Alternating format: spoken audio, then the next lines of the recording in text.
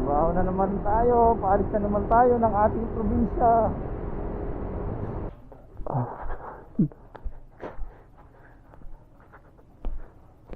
Nay. Ay.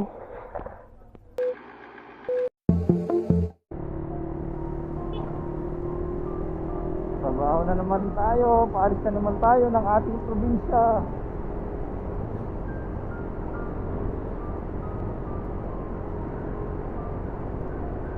Ganun talaga ang buhay.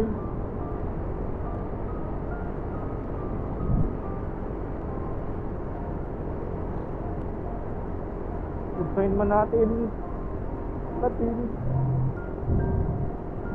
na lang.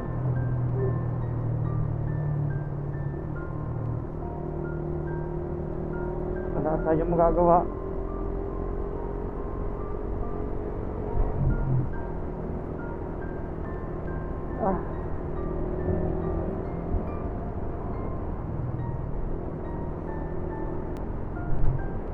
Pag hindi tayo nagtrabaho,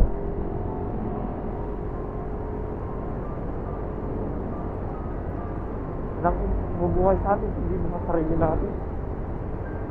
Ay.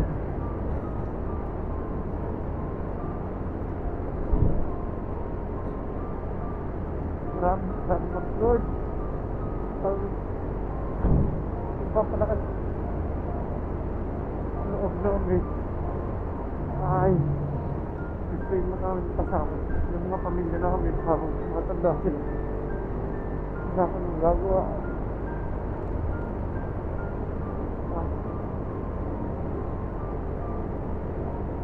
Yung trabaho. Ay, salamat sa pamibigay ng paras ng loob.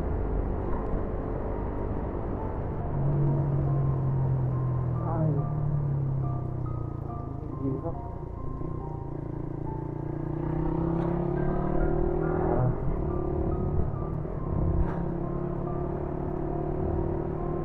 Kailan sana kung malapit yung Metro Manila.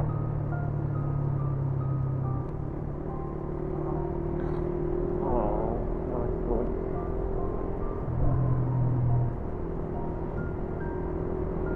Ay. Trabaho na naman tayo, guys. Trabaho na naman tayo. Kailangan natin magtrabaho.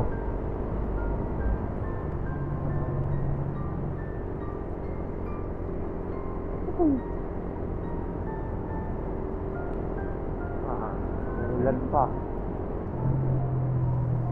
Ulan pa. Sabay ng pagluga natin. So much Lord palagi. Pag malasog lang sana kami lahat. Ito lang sakit, okay lang. Sa pamilya namin.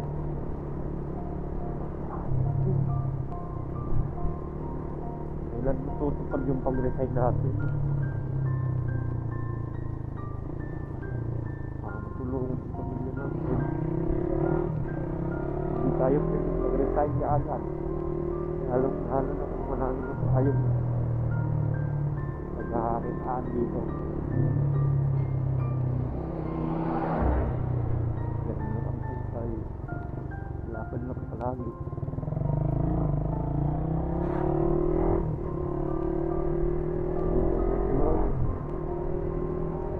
Salamat po sa pagbigay ng lakas sa loob.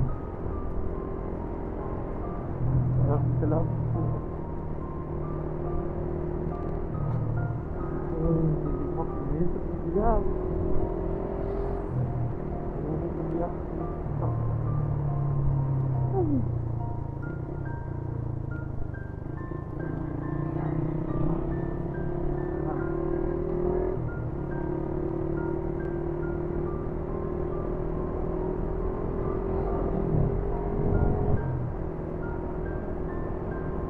Hindi mo makasama yung pamilya mo. Ano tayo magagawa? Kung sana habang matanda sila, kasama ko sila.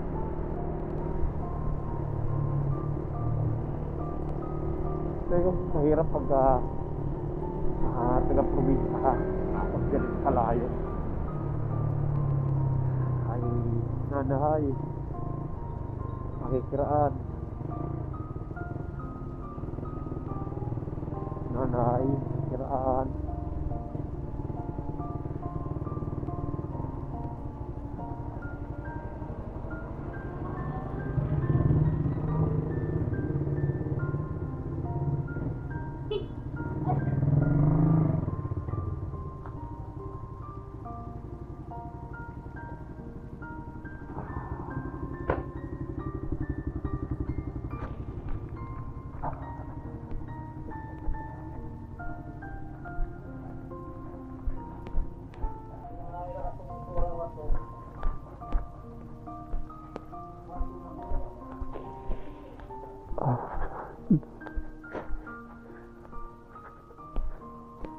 Nay. Ay.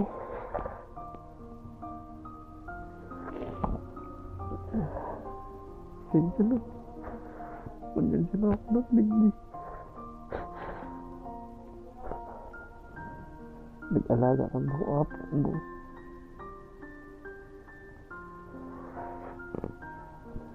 Kapalad si tatay.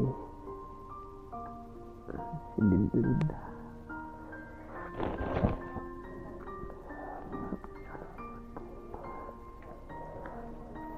Salamat.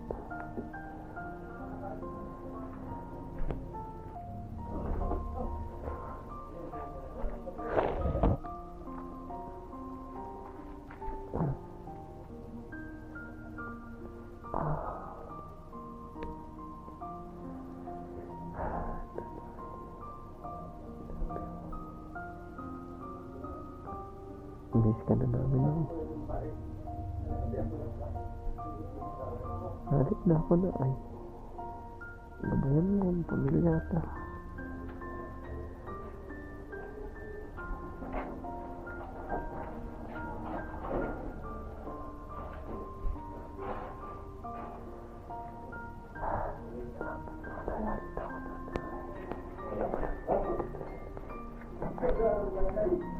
Pamarin.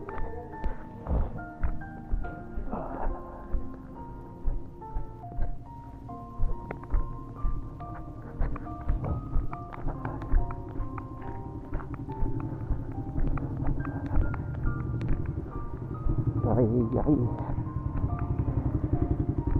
Mahirap pag malayo ang probinsya natin.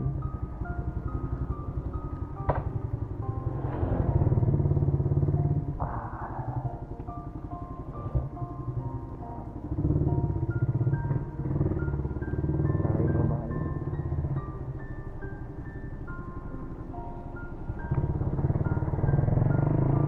Ay, gawin po kami Panginoon palagi.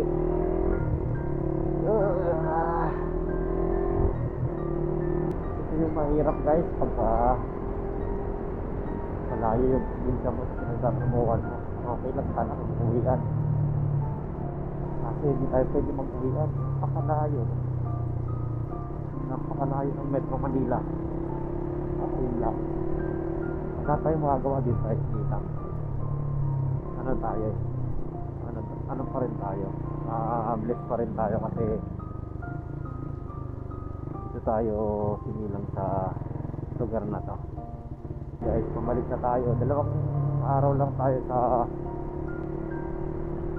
Tatlong araw lang tayo sa ating probinsya dito sa Bicol. So kahit 2 araw lang sinagawang umuwi kasi yun nga, kasama yung pamilya. So kailangan natin maging malakas ng loob, lalo na pagka ganito. Ay siguro kung ako aalis ng bansa, kung mangingibang bansa ako, siguro pag-iisipan ko ng gusto, kasi pagka ganito dito nga lang, ano lang to, sa loob lang to ng Pilipinas. Pero iba sa pakiramdam talaga eh. Alam mo yun, hindi naman natin pinangarap na sana taga Manila na lang tayo. mas gusto natin yung tahimik. Dito sa probinsya, kahit sa probinsya, talagang doon lang talaga yung trabaho. Naandun yung trabaho. So, kailangan natin mag-isip ng pagkakakitaan dito bago tayo mag desisyon na manirahan dito. Mahirap dito. Kailangan mong isapalaran yung mga naipon mo. So, bago mo gawin yon, kailangan sigurado ka na. Mahirap. So ayun guys, ay hindi ko pasensya na kayo, hindi ko napigilan lumuha. Ay ko sa anong umiyak kasi hindi tayo iyakin. Yun nga lang.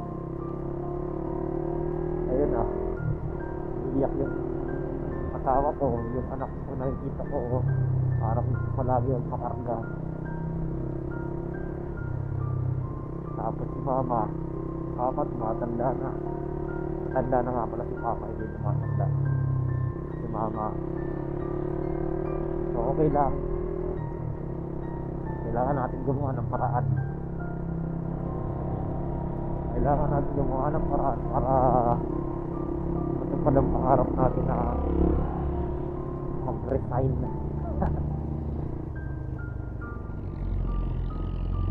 Mag-resign. Matupad yung pangarap natin na mag-resign at manirahan na lang dito sa probinsya. Pero kailangan sigurado kasi hindi naman basta-basta ganun na lang tayo mag-resign na ginusto na lang natin. Magsisilang tayo sa bandang huli. Marami nang nangyaring ganun. Kailangan buo yung decision mo, saka alam mo yun, talagang pinag-isipan mo talaga ng gusto na ganitong kakahinatnan mo sakali mo na hindi ka alam mo na. So kailangan natin pag-isipan na maigi. Kaya sa ngayon, tiis lang muna tayo sa pagtatrabaho. Kailangan natin kumayod muna, kumayod ng kumayod. Okay lang.